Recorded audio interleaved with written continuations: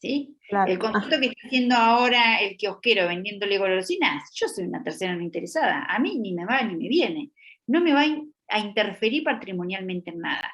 Distintos son los terceros interesados, que si bien no vamos a ser parte del contrato, sí por un hecho directo nos va a interferir a nosotros patrimonialmente, ya sea porque el que está contratando, supongamos un deudor nuestro de otra relación jurídica, se está insolventando. Entonces, este concepto, si el patrimonio es la prenda común de los acreedores, a mí me interesa todo el patrimonio de la persona. Y si la persona, cuando contrata conmigo, yo digo, bueno, lo voy a contratar, o voy a hacer un contrato de servicio porque sé que tiene solvencia, porque sé que si no cumple lo voy a ejecutar, si el chabón se desapodera de todos los bienes haciendo otro tipo de contratos, maniobras que supongamos simulaciones, entonces a mí sí me va a afectar, porque yo contraté con un tipo que era solvente, ¿sí? Y haciendo otro tipo de contratos se insolventó. Entonces yo ahí voy a meter el hilo y voy a decir, che, ojo acá, y digo, bueno, a ver qué institutos me va a dar el derecho. Lo que hizo es un fraude, es una simulación. Entonces yo ahí voy a ver qué herramientas tengo para meterme en ese contrato y lograr la ineficacia de ese contrato. ¿Se entendió? Sí, muchas gracias, profe. Ahora entendí. Buenísimo, me alegro.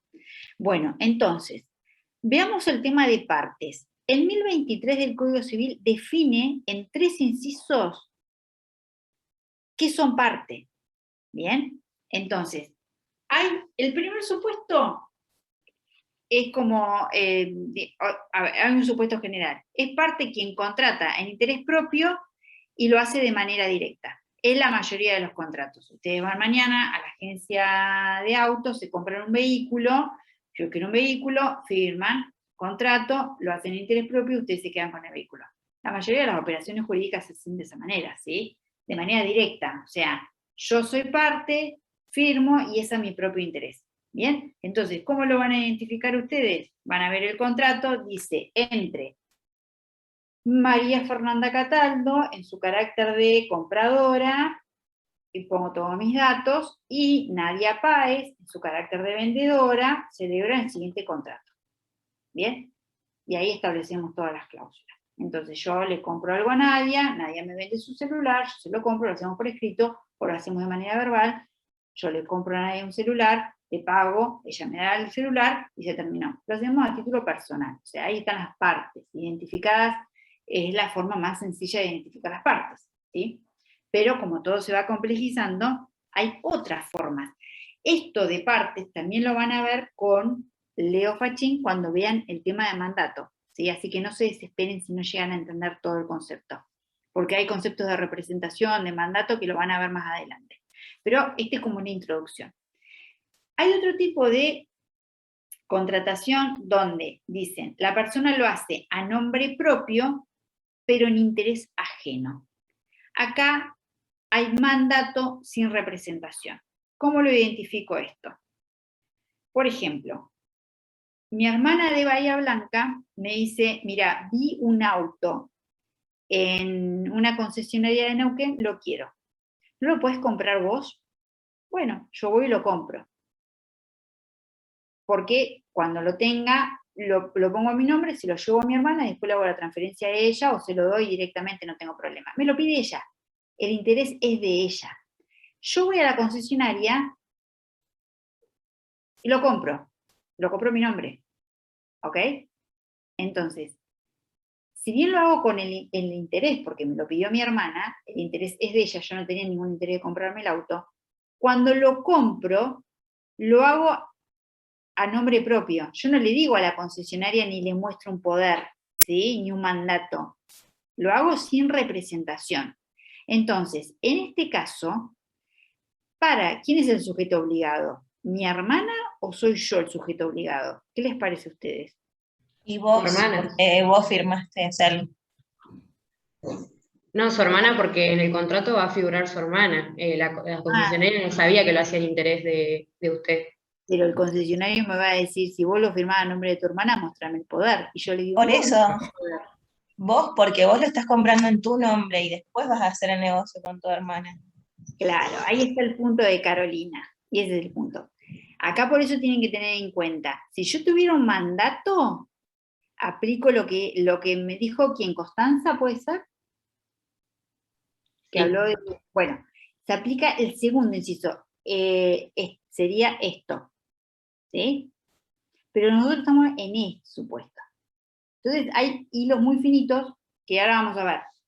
Yo no tengo representación, mi hermana no me dio poder, yo voy a la concesionaria y digo, lo compro yo, pero porque mi hermana me lo pidió. Yo me obligo, y esto es importante porque como dicen, ¿quién se obliga? Yo. ¿Quién paga? Yo. Y si ¿quién no incumple cuando la concesionaria me va a decir, che, lo pagaste en cuota y debes la cuota número 3, ¿a quién le va a reclamar? ¿A mi hermana o me va a reclamar a mí? A vos. A vos. A mí. Porque mi hermana, si bien yo lo hago lo hago sin representación y lo hago en interés de mi hermana, el tercero, que es la concesionaria, yo no invoqué poder y no sabía que era para mi hermana. ¿Se entendió acá? ¿Hay quien habló alguien? Entonces, ese es el punto central de este tipo de artículo. El interés es de una tercera persona, pero que no está dentro del contrato. Bien, entonces, como el interés está fuera de una persona que me lo pide, ¿sí? Pero no interviene en el contrato, el otro contratante no lo sabe, contrata con la persona que no tiene representación, entonces esta es la persona obligada. Yo no puedo decir, pero si yo contraté el auto para mi hermana, ¿qué me importa? Si vos no dijiste nada, no mostraste poder, nada, vos sos la obligada y se terminó. Entonces acá que hay una diferenciación entre contratar a nombre propio, pero en interés de la otra parte. Si lo hago a nombre propio, me voy a obligar yo, por más que el interés esté por fuera del contrato. ¿Se entendió este ejemplo? Sí, profe. Si no, volvemos a explicarlo porque con todos los supuestos, a ver que tengo una pregunta. ¿Su hermana sería una tercera interesada? Mi hermana podría ser una tercera interesada, sí, podría ser, pero una tercera interesada porque hay un interés de ella, ¿sí? Y ella después podría decirme, che, yo podría tener, ojo, ¿podría ser una tercera interesada? Sí, porque podría tener un contrato con ella, en donde yo a ella, por ejemplo, le diría, mira, yo te voy a pagar una deuda y te lo voy a pagar con esto, a la concesionaria ni Funifa, y con mi hermana yo tengo un vínculo que le va a interesar que yo me haga ese automóvil. Así que podría ser mira, nadie vinculó, la doctrina no habla de que es un tercero interesado, habla del tercero que es de un interés, pero está buena la reflexión y podría ser tranquilamente, Rodrigo. Profesora, Sí, en el caso de que a mí se me ocurra quedarme con el auto, mi hermana no puede hacer nada porque no hubo contrato de mandato de por medio, entonces la compra que yo hice, aunque haya sido a nombre de ella, ¿le es inoponible? O sea, ella no puede accionar en contra mío en el caso de que yo no le quiera entregar el auto sin haber habido en el medio un contrato de mandato. bueno, puede ser que yo tenga otro tipo de contrato con ella. En principio general, si yo no tengo ningún tipo de contrato, ninguno, ella me mandó el dinero, me dice, comprame el auto, me manda el dinero, ponele o sea, salvo que no lo podamos demostrar por una transferencia, que yo no pueda demostrar por qué me hizo esa transferencia, ponele que manda un comisionista, me manda el dinero y no lo podamos demostrar, no tiene manera de demostrarlo. Entonces yo me quedo. Puede ser que nosotros tengamos un contrato que no sea de mandato, que sea otro tipo de contrato autónomo, que ella me diga, che, comprame, o un contrato en donde yo le deba algo a ella, entonces le diga, mira, yo te compro este auto y después te lo entrego, como una especie de compensación, más que mandato, entonces ella podría hacer valer algún otro tipo de contrato, ¿sí? Puede que haya o no contrato, si no hay contrato, no hay un vínculo que a mí me obligue con ella y ella no tiene manera de probarlo, perdió, ese interés ajeno quedó ahí. Pero puede ser que se pueda demostrar de alguna manera que yo le tenga que dar ese vehículo por X motivo. ¿Se entendió? Sí, perfecto. Sí. Bueno, este supuesto está claro, ¿no? Me está dando como mucho sol en el coso. ¿El ejemplo está claro? Veamos el segundo ejemplo. Acá el segundo ejemplo es el que Constanza había planteado.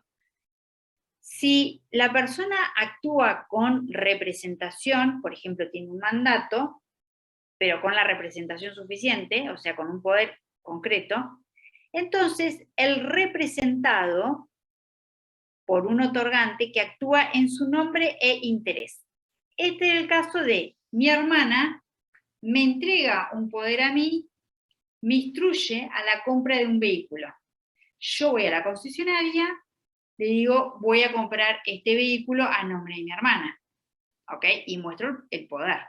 Entonces, el otorgante, que sería mi hermana, va a ser, lo voy a dar a nombre de ella y en interés de ella.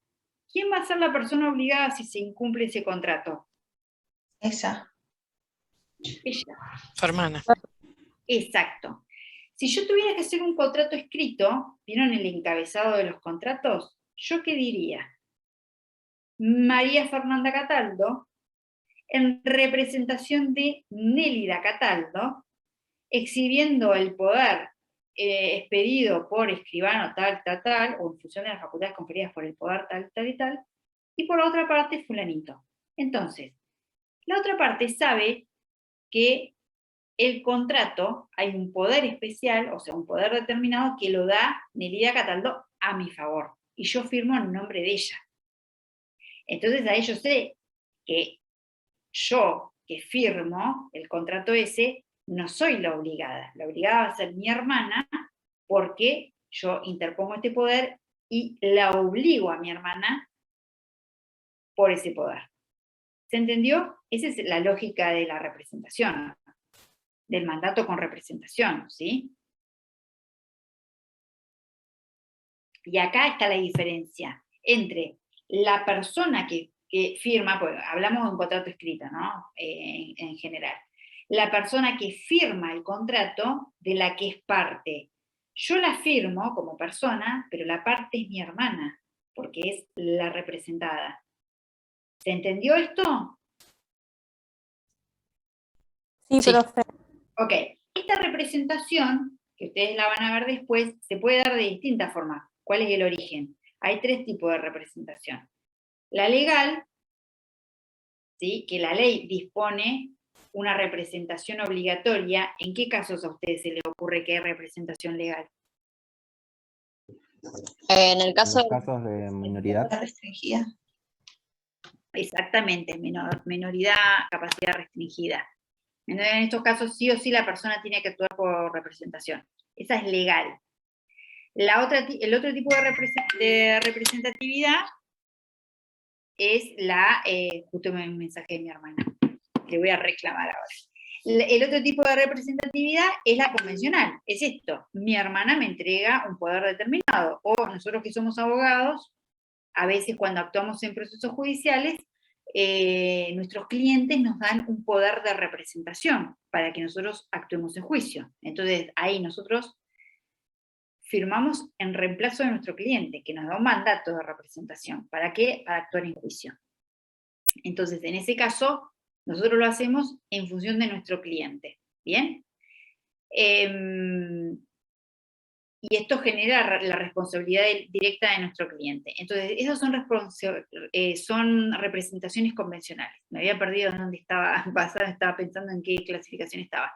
Y la última representación es la orgánica. ¿Cuál es la orgánica? ¿Alguno puede identificarla? La de las personas jurídicas. Las personas jurídicas. Perfecto, esto lo tienen re claro ustedes. Entonces, la legal, la convencional y la representación que de las personas jurídicas. Las personas jurídicas actúan a través de sus representantes. ¿Bien?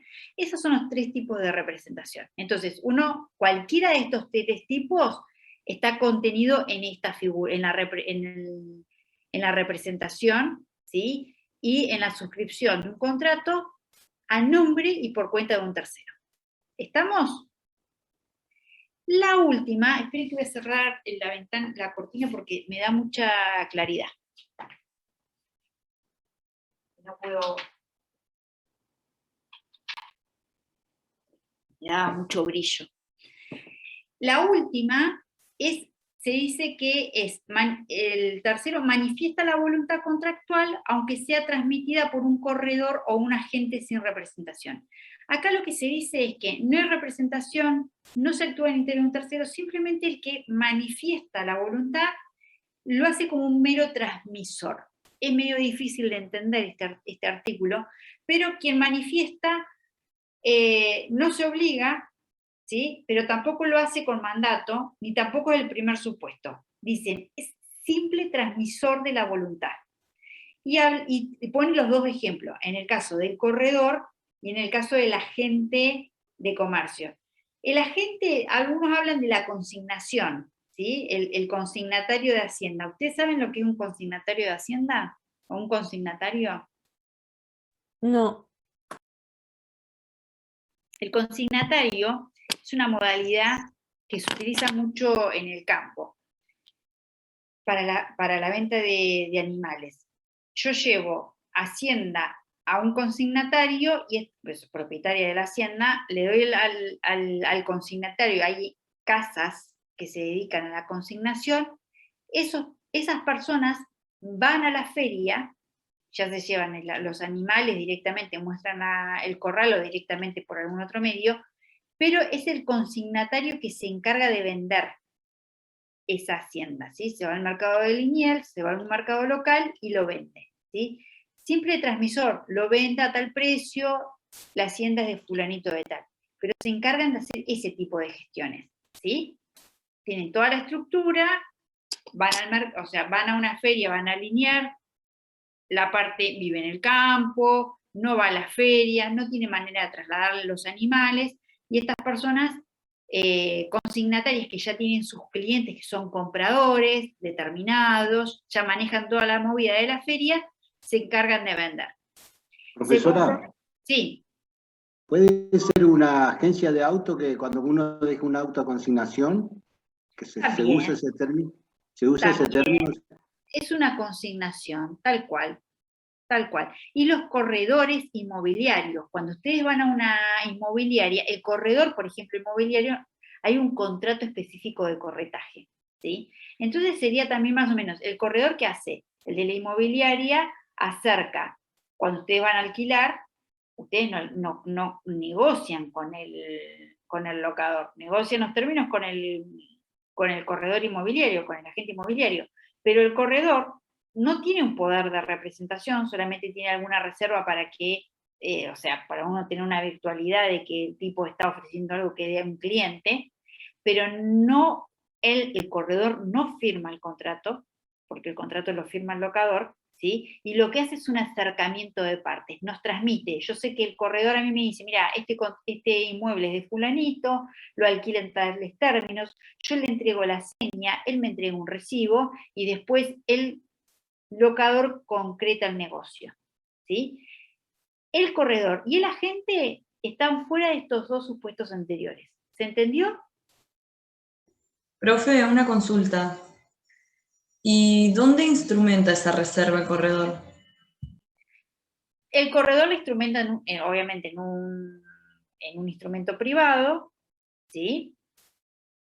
Donde más que nada obliga, o sea, él se obliga, las normas de corretaje son bastante especiales además, porque uno cuando suscribe la obligación del corredor que la tiene, pero no porque se obliga a alquilar, se obliga por una norma de corredor que es a no ofrecer el inmueble a otras personas, ¿sí? Pero no está obligado por el contrato de locación propiamente dicho. Uno cuando firma una seña, una reserva para, por ejemplo, alquilar, hace que, y contrata al corredor, el corredor como obligación primaria es sacar de la oferta el departamento que yo que voy a señar, ¿sí? La reserva que hice. Pero él no se obliga a suscribir el contrato, ¿sí? Ni tampoco obliga al locador. Lo único que se hace es un concepto de entrega para sacar y retirar el inmueble del comercio, o sea, de la oferta pública. ¿Se entendió esto? Sí, profe, gracias. Igual otra consultita y no la molesto más. En el segundo caso, no entendí quién era la parte, cuando, por ejemplo, la hermana, o sea, la persona esta, la chica, compra un auto en nombre de la hermana y Sí, tiene un poder. sí. ¿La parte sigue siendo ella que está a nombre de ella el contrato? ¿O Claro, es la lo que yo hermana es la decía. tercera interesada, igual que en el primer caso? En el ¿No? segundo caso, ¿estamos Sí. hablando del segundo caso? Sí, No, sí. en el segundo caso, quien entrega el poder es el responsable, es el titular de la relación, por lo tanto, él se obliga. Si mi hermana me da un poder y yo firmo por mi hermana, la obligada es ella.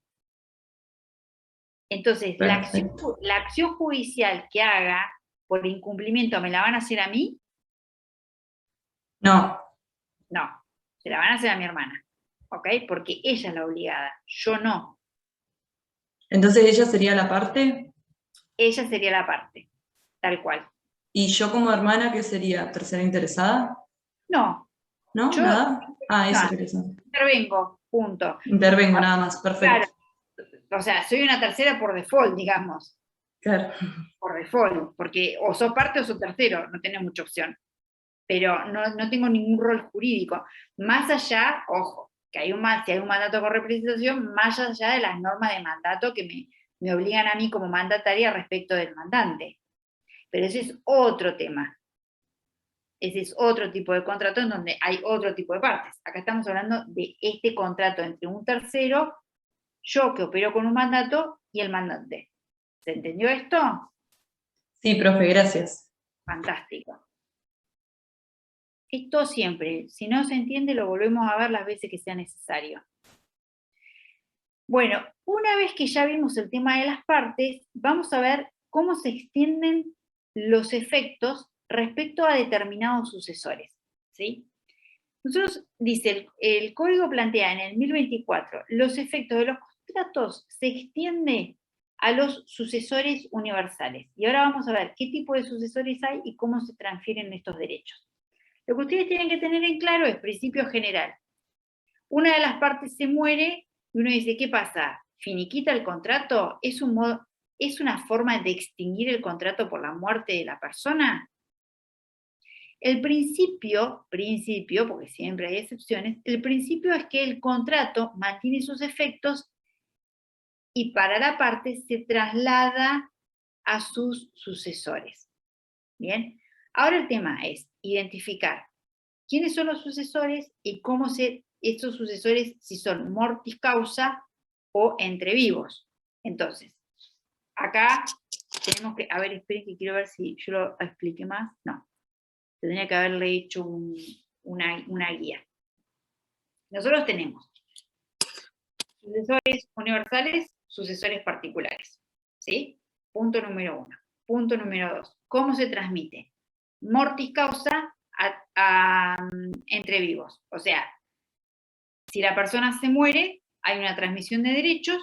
Otra forma de transmitir derechos, entre vivos. Si yo vendo una tasa. Si vendo mi auto, ¿sí?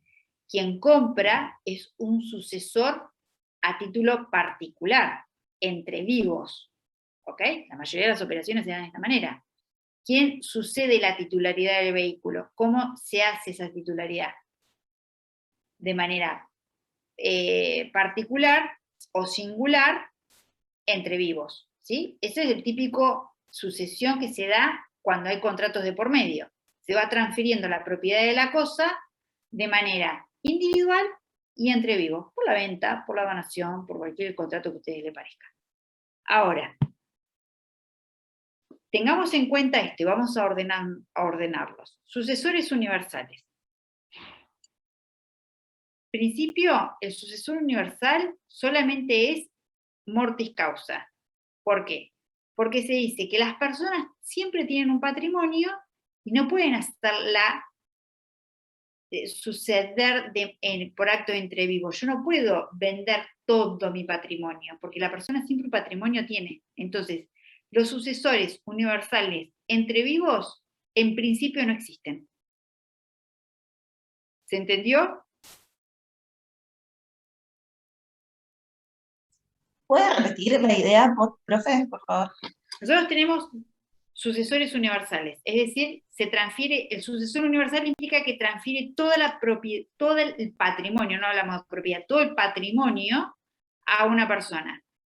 ¿Cuándo se da esta sucesión de todo el patrimonio a otra persona? Cuando la persona se muere. ¿Bien? Están los sucesores universales. Se muere la persona, todo el patrimonio de esa persona va a los sucesores universales. Esto se llama sucesión mortis causa. ¿Existen sucesores universales entre vivos? No. La respuesta es no. No, profe, se te acaba de decir que solamente es cuando se muere la persona, se transmiten los bienes. ¿Por qué? Y esto tiene que ver con el concepto general. El patrimonio es un estado de las personas. Y toda persona, por más patrimonio pobre que tiene un patrimonio. Entonces yo no podría, no se podría escindir una persona, no se concibe sin patrimonio, por más que tenga un par de zapatillas, pero es su patrimonio, ¿sí? Entonces, ese despojo completo no se puede dar porque no se puede entender un patrimonio sin persona, o una persona sin patrimonio. Entonces, por eso no se habilitaría este concepto de sucesor universal entre vivos, ¿sí? No podría decir yo te vendo todo mi patrimonio. Es inviable este concepto. Ahora dicen, hay una excepción, es en el caso de las fusiones de las personas jurídicas, porque la persona jurídica puede fusionarse con otra y desaparecer como persona, pero acá desaparecería como persona, no mortis causa, pero sí a título, digamos, entre vivos, que como estamos hablando de una persona jurídica sería una ficción, lo que habíamos hablado el otro día, las personas jurídicas son ficciones. Entonces, dice, bueno, la única forma, en principio, de habilitarse una sucesión universal entre vivos o en intervivos es en las personas jurídicas cuando hay fusiones de distintas personas jurídicas. Un ejemplo muy sutil, muy de laboratorio. ¿Estamos? Pero para los otros supuestos, y en materia de contratos, ¿a dónde quiero llegar? Que si la persona fallece, hay una sucesión universal mortis causa. ¿Qué quiere decir? Que los sucesores universales van a ocupar el lugar de la parte fallecida y se le van a aplicar de manera activa y pasivamente los derechos del contrato. ¿Entendió esto? ¿Qué es lo que quiero llegar? ¿Qué quiere decir con esto? ¿Hay excepciones? Claramente hay excepciones, porque no concebimos el derecho sin excepciones. Entonces, ¿el principio general cuál es? Los contratos ante el fallecimiento se suceden, o los contratos tienen sus efectos a sus sucesores universales. Esto quiere decir que los sucesores universales también van a ser sujetos activos y pasivos cuando la parte desaparezca. En el caso de la inevitable, fallezcan, ¿sí? ¿Cuál es la excepción a esta regla? Que si la obligación es inherente a la persona, no se puede transferir, ¿sí? Entonces, todo aquel derecho que no es cedible, no se le va a trasladar a los sucesores universales. ¿Estamos? ¿Puede dar un ejemplo, profe? ¿Un contrato de locación puede ser, profesora? No. Es el caso de las obligaciones intuito persona. Es el Que caso no, de las... sí, Tal que no se cual. pueden transferir. Es inherente a la persona la obligación. Es inherente a la persona. Las obras de arte, diferentes cosas que solamente la puede realizar esa persona obligada. Está bien. Ese supuesto que vos estás dando es cuando hablamos que son transmisiones incompatibles por la naturaleza de la obligación. La naturaleza de la obligación, ¿qué es? Que la persona es la que lo tiene que hacer, o sea, lo que vos decís. Las obligaciones inherentes a la persona tienen más que nada que ver con los derechos personalísimos de la contratación, ¿sí?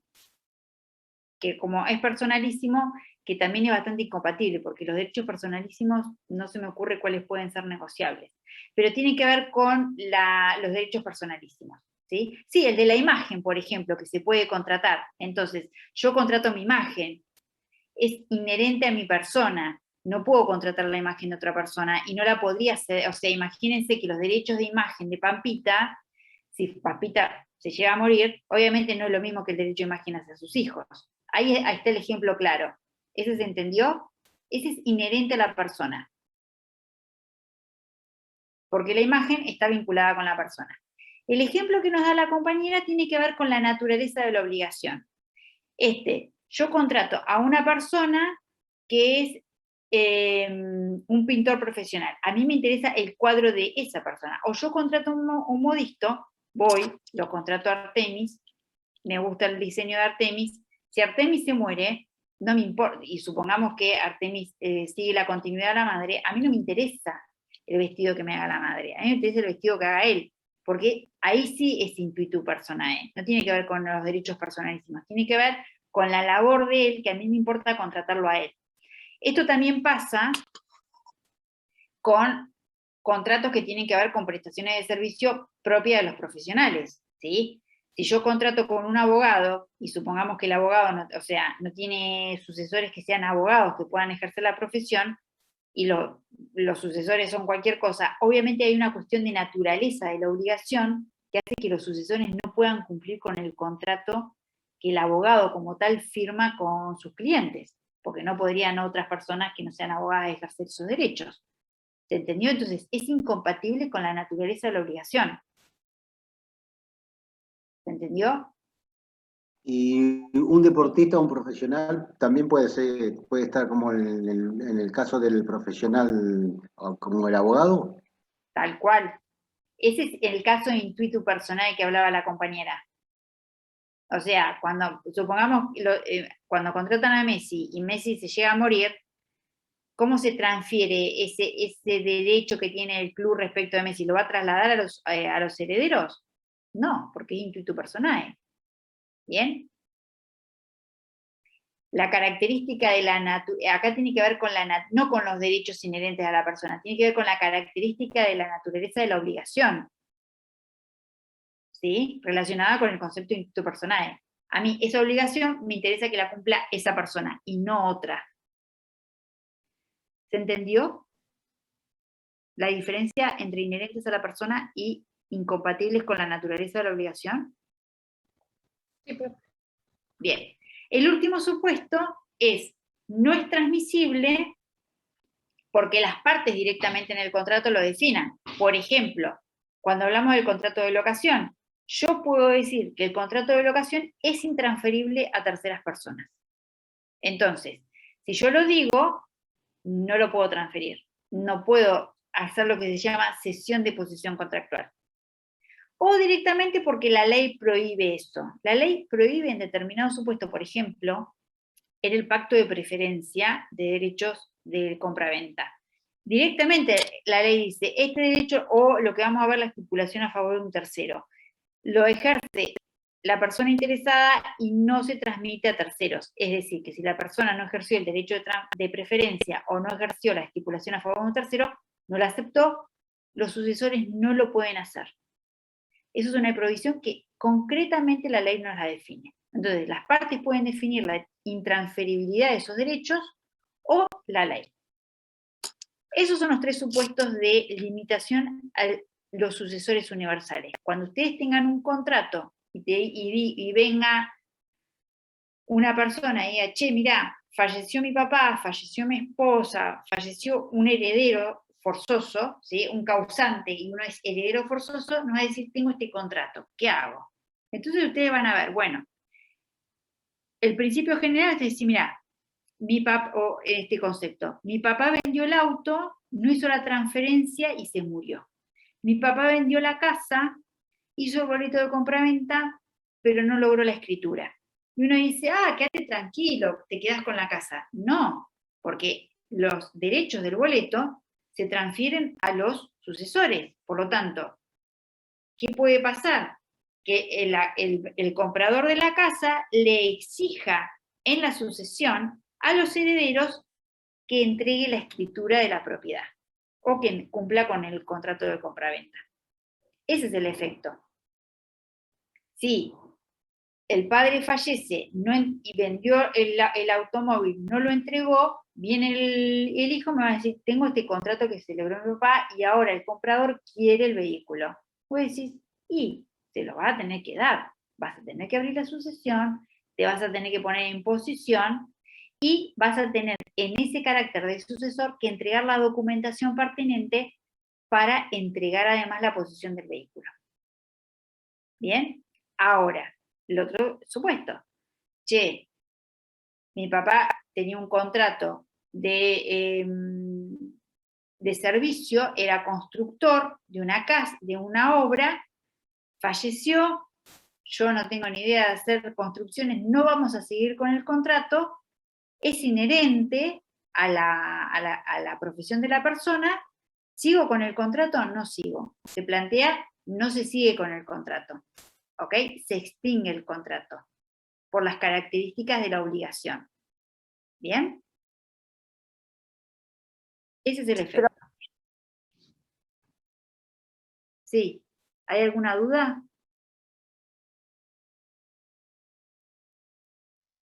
No, profesora, en ese caso en el que el contrato por la obra no se sigue, cabe una indemnización por daños, ¿no? No, lo que cabe es que se le restituya, si las partes pagaron algo, que se le restituya el dinero, pero no una indemnización por daños.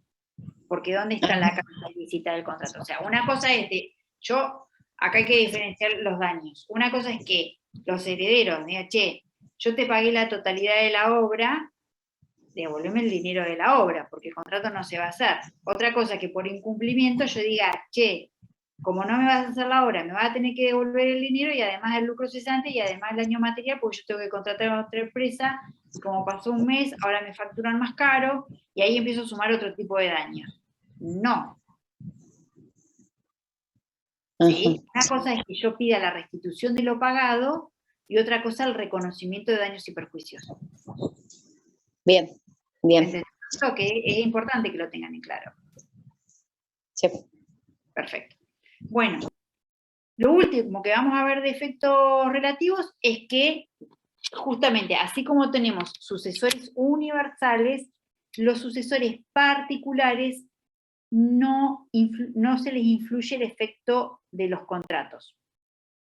¿Sí? ¿Esto qué quiere decir? Si yo le compro,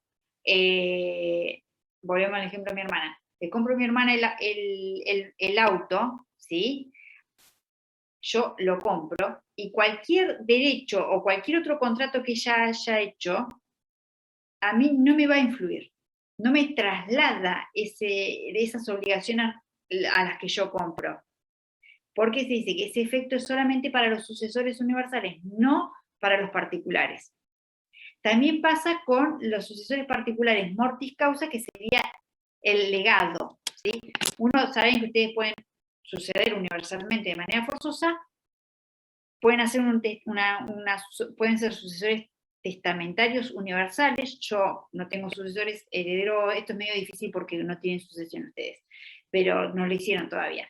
Pero para que ustedes den una idea, yo no tengo herederos forzosos, nadie que obligatoriamente me herede, entonces digo, bueno, todo mi patrimonio se lo paso a una asociación de beneficencia. Esa asociación de beneficencia es una sucesora universal. ¿Por qué? Porque yo digo que recibe todo mi patrimonio. Ahora, yo puedo decir que mi auto se lo entrego a mi sobrina X. Ella no es sucesora universal, ella es legataria, es una sucesora particular. Tiene un legado. Yo puedo decir que mi violín se lo transfiero a otro de mis sobrinos, tiene otro legado. Son sucesores particulares. Estos sucesores particulares, ¿están obligados por los contratos que yo celebré cuando me muera? No, porque el efecto es para los sucesores universales, no para los particulares, y no importa si es a título entre vivos, es que yo le compré a mi hermana el auto, o yo hice un legado y le cedí una cosa individualizada a una persona, ¿sí? Entonces, lo que ustedes tienen que tener en claro es que el sucesor particular no responde por los efectos del contrato. ¿Quedó claro, no? Después uno puede empiojar un poco más, dice, bueno, ¿qué pasa con las expensas? Ustedes deben haber visto en obligaciones, las obligaciones propterren. Dice, bueno, este es un caso particular que no lo vamos a ver porque no se lo vamos a preguntar, pero para que ustedes sepan que esto también se trata, la obligación propterren, la de las expensas, la que siguen a la cosa, ahí sí hay una sucesión, el particular sucesor que adquiere la propiedad sí responde por las expensas que trae el inmueble a un comprado. Pero es un caso muy particular que me parece que no tiene mucho, o sea, quiero que sepa que existe, pero no quiero que se enrollen con ese tema, porque vamos a seguir avanzando. ¿Se entendió hasta acá esto?